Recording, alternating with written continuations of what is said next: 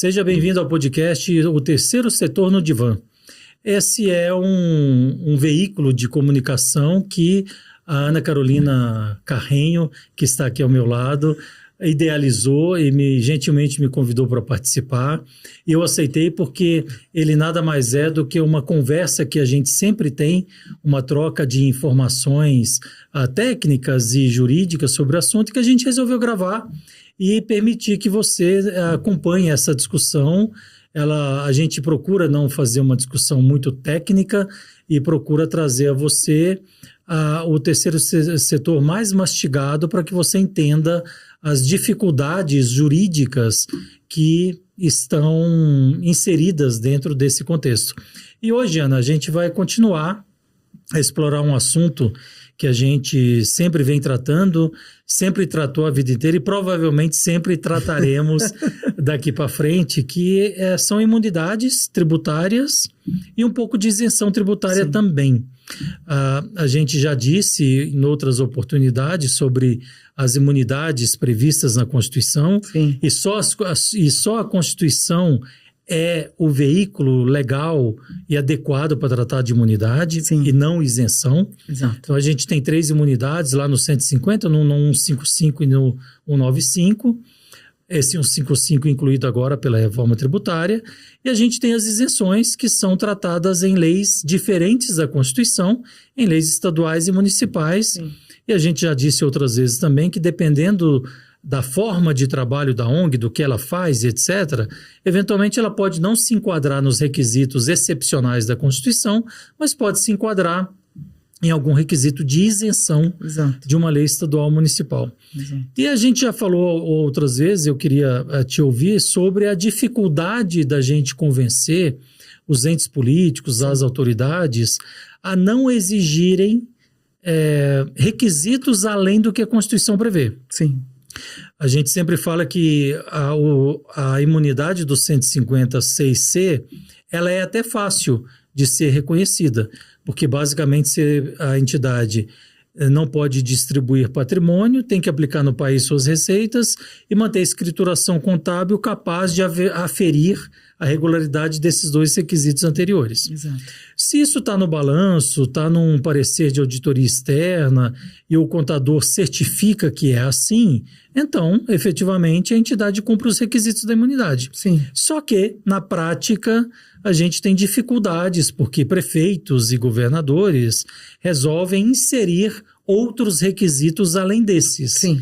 E eu queria te ouvir a sua experiência com relação a isso, se realmente isso acontece. Sim, claro. E se o caminho judicial é sempre o que deve ser trilhado para fazer valer essa imunidade das entidades.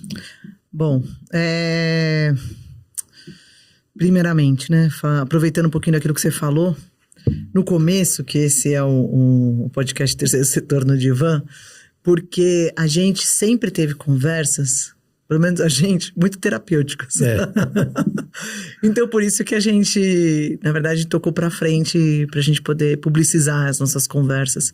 Mas eu acho que sobre o tema especificamente, da imunidade, da isenção, como a gente falou anteriormente, assim, não teria muita dúvida, né? Não teria assim muita dúvida. Mas o que acontece é que a gente tem os tributos nos âmbitos estaduais e municipais e cada um tem um ente de competência. E cada ente dessa competência também é um ente político, né? Sim. Ele não é só do legislativo, ele também é um ente político. Então a gente tem muitas questões, por exemplo, né? Tem que ter a utilidade pública municipal, que é um título, veja, extremamente ultrapassado, né? Que não afere absolutamente nada. Uhum. Né? A gente tem ali pouca aferição ou quase nenhuma qualitativa, né, da e normalmente criados por leis muito antigas que não foram atualizadas, né? Se pegar um parâmetro com a lei federal é de 35. Que é de 1935, que foi revogada só agora, 13.204, 2015, né? Tem pouco tempo, mas ela é de 1935. Sim. E aí a gente tem leis municipais e estaduais também que tem 20, 30 anos. Pois é. E ninguém se interessa em atualizar, né? Não. E assim, não é algo que afere a qualidade. Veja, não é uma chancela que um doador pode falar, ele tem utilidade pública municipal. Exatamente. Veja, porque você praticamente não demonstra nenhuma questão que a gente fala pra caramba no terceiro setor, ou fala muito no terceiro setor, que é transparência. Você não vai trazer indicadores relacionados a impacto. É meramente documental. Então, assim, até perde um pouco a sua efetividade, porque, né? Enfim. Então, indo para essa lógica dos impostos estaduais e municipais, a gente tem que ter uma arquitetura. É uma arquitetura. Né? Então, por exemplo, eu trabalho com organização que tem 90 filiais. Cada lugar tem uma arquitetura em relação à utilidade pública municipal, Conselho Municipal da Criança e Adolescente, Conselho Municipal de Assistência Social, Conselho Municipal de Educação, e cada um não necessariamente vai pedir o mesmo documento. Tem alguns documentos que são meio praxe, mas cada um vai pedir um documento para quê? Para aferir que você é daquela determinada área, para você fruir da isenção ou da imunidade de um IPTU, por exemplo. Né? Então, assim, eu acho que às vezes deixa de ter a efetividade que é necessária para comprovar algo que é muito óbvio, né? E tudo isso além do que está escrito na Constituição, né? Tudo isso além daquilo que está na Constituição. A gente tem, por exemplo, a Lei 9532, que é a lei federal, que vai trabalhar essa questão da imunidade e também da isenção. No 12 ela fala da imunidade, no 15 ela fala da isenção. E lá por volta, acho que foi de 2015 mesmo, inseriu a questão da remuneração de dirigentes. Sim. Então, assim, um aspecto que não tem absolutamente nada a ver com a aferição do recurso ser revertido para a organização, né, de eu ter aí um balanço auditado, ou de eu ter todas as contas, né, de acordo com a legislação contábil, simplesmente enfiou a informação relacionada à remuneração de dirigentes, e o texto é horrível. Porque o texto primeiro veda, depois permite, e aí proibido. Porém, se você então, pode... Veja, é muito complicado. É muito complicado. Então, assim, deixa de ter clareza, inclusive para quem doa. E existe, e aí acho que é um mito, né? Existe um mito de que a organização social não remunera dirigentes, que é aquilo que a gente já falou, e não vou voltar nesse assunto. Mas aí a gente traz um requisito que é lá de 64, que foi ressuscitado, né? Em 2009, que é da remuneração, enfim, dessa discussão, por uma legislação de 2015. Então, assim, não faz o menor sentido. Então, a gente tem uma série de aspectos relacionados à aferição da imunidade que não está necessariamente relacionado com aquilo que a organização nasceu para fazer. Ou seja, ela vai gastar uma baita de uma energia para tentar comprovar documentalmente o que ela poderia comprovar com transparência, né, com auditoria externa, com ter todas as informações no site, enfim. E a gente fala 2015, mas já tem 9 anos que 2015 aconteceu. Pois é, eu falei agora 2015, eu falei, cara, já vai fazer quase 10 anos. Ano que vem faz 10 anos. Meu Deus, e a gente não tem a atualização dessas coisas. E isso é uma coisa que a gente que está há muito tempo nisso, né, há algumas décadas trabalhando percebe, né? Com o terceiro setor, o que a gente constata e me incomoda muito é que por mais que você atue, defenda a entidade, faça, aconteça, a gente não evolui numa velocidade que seria interessante. Verdade. A gente tem... E as entidades também, cá entre nós, elas cometem os mesmos erros que sempre cometeram. A gente não tem erros novos cometidos. É porque tem aquela lógica sempre foi assim. É uma maldita lógica, que não é lógica, né? Mas é um maldito ditado que... E as entidades também são um pouco receosas de questionar mais diretamente as autoridades, porque muitas delas dependem de financiamento e de fomento público. Muitas delas têm aí 100% das receitas, às vezes, provenientes de receitas públicas. E aí ela nem sempre acha de bom tom discutir com o secretário de saúde, ou de educação, ou discutir com o prefeito, ou com o governador, porque... ela acha que pode sofrer uma represália, ela acha que pode incomodar tanto que o secretário simplesmente rescinda o contrato, e o ente político tem aí condições de fazer rescisões de instrumentos jurídicos de uma forma mais simples, digamos assim. Unilateral, às vezes. Unilateral, a teoria do fato do príncipe, inventa lá qualquer coisa, as entidades...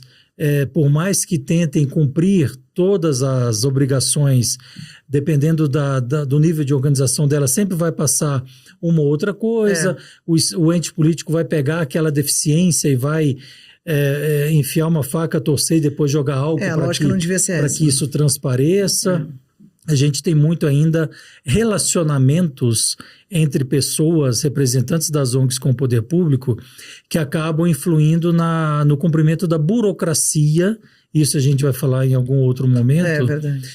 E isso não deveria acontecer.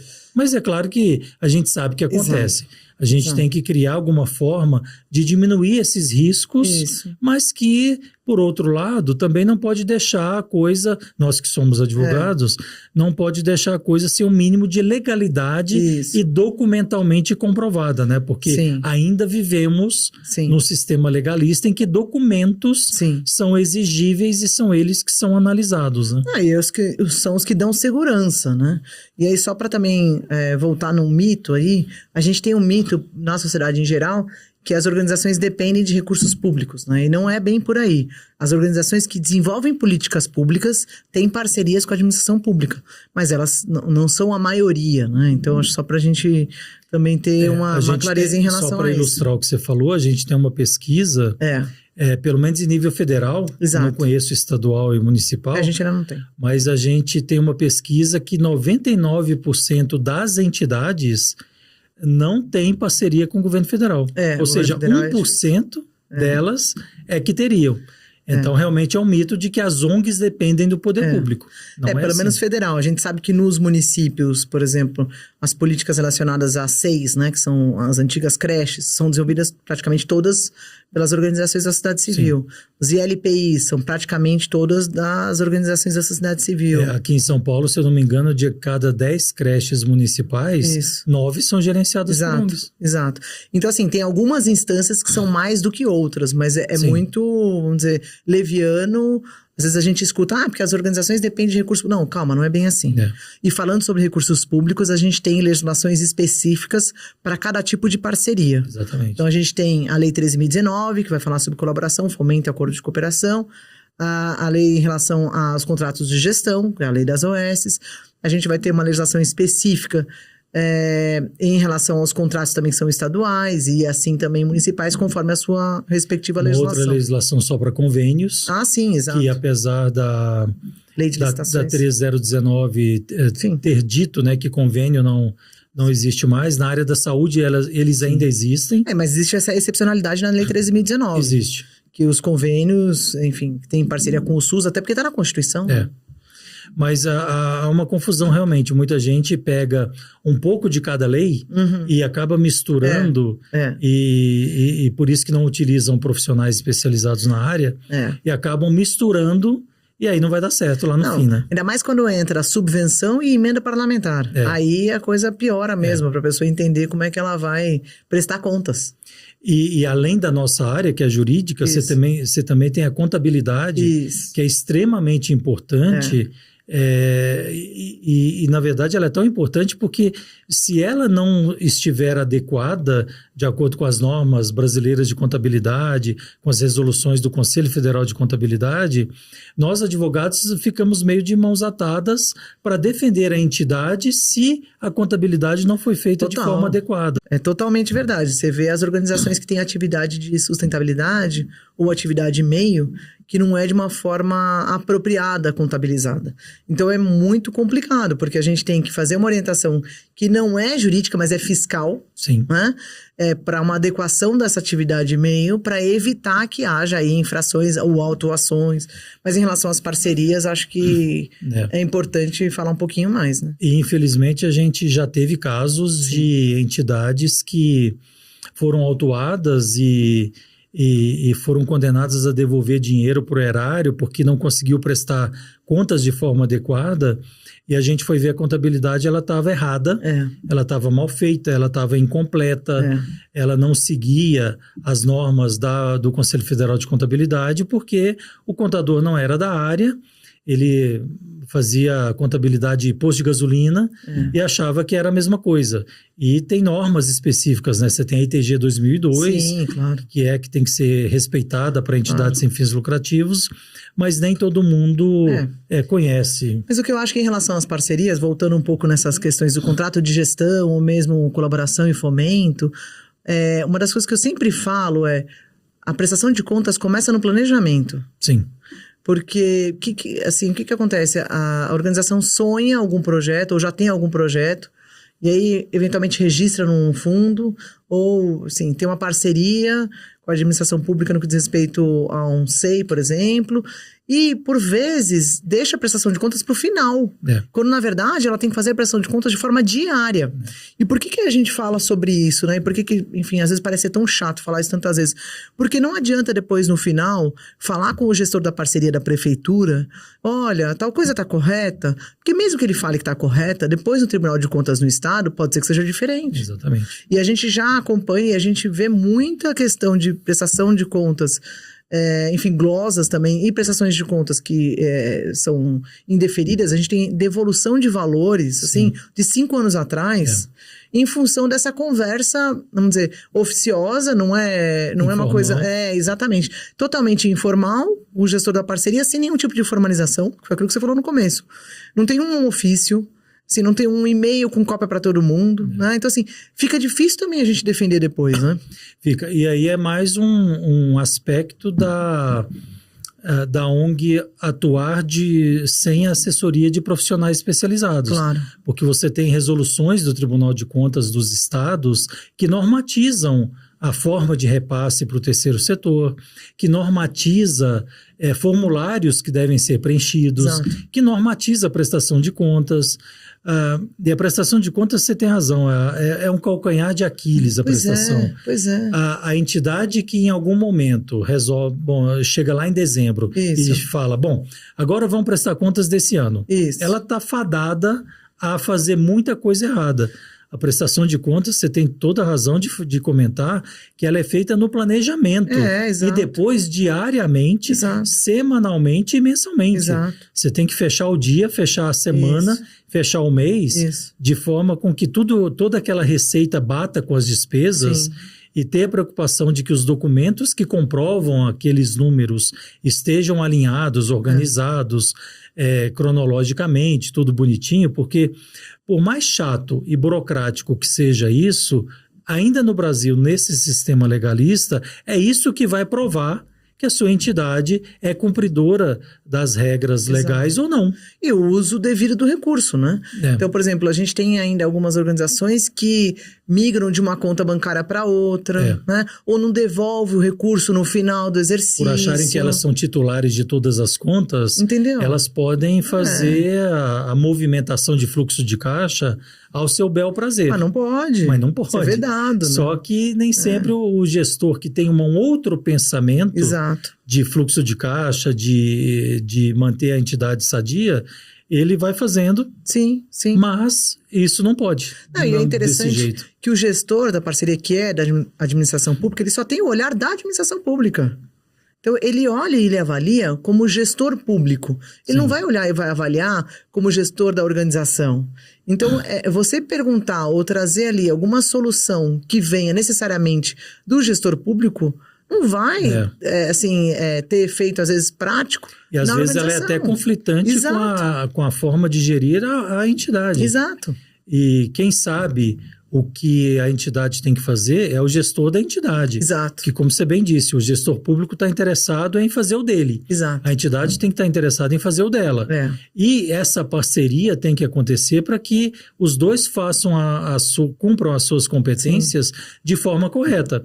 Mas acontece muitas vezes desse informalismo que você comentou, de o gestor pedir à entidade para fazer uma coisa que não necessariamente está escrito no instrumento jurídico. Exatamente. E o gestor da ONG, por entender que deve manter um bom relacionamento, ele acaba cedendo e faz.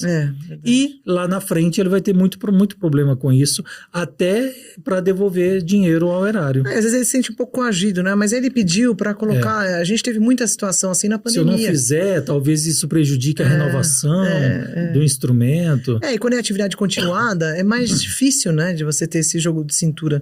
Quando é uma atividade que é um projeto, por exemplo, ou seja, tem um período muito mais curto de execução, você ainda consegue. Agora, quando é realmente um programa e ele é a longo termo, precisa realmente ter tudo muito oficial, né, para evitar... E às vezes o gestor não tem essa visão mais ampla de todo o processo. Verdade. Até porque durante este processo, se for continuada como você falou, o gestor pode mudar, Exato. não só o gestor público, quanto o gestor da entidade. Exatamente. Você pode trocar o gestor, demitir, Sim, acontecer alguma coisa, entra um novo gestor, Sim. e alguém tem que ter essa visão de longo prazo, no sentido de que daqui a 3, 4, 5 anos, Exato. um auditor do Tribunal de Contas vai ver isso que a gente fez hoje e pode entender que foi feito de forma inadequada.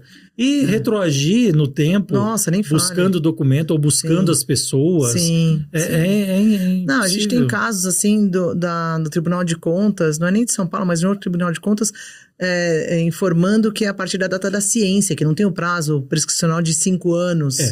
Isso foi outro presente que o STF Né? nos deu, né? No Pois sentido de ser imprescritíveis Exato. eventuais lesões ao erário. Né? Exatamente. Então, assim, às vezes a data da ciência é de outra gestão, né?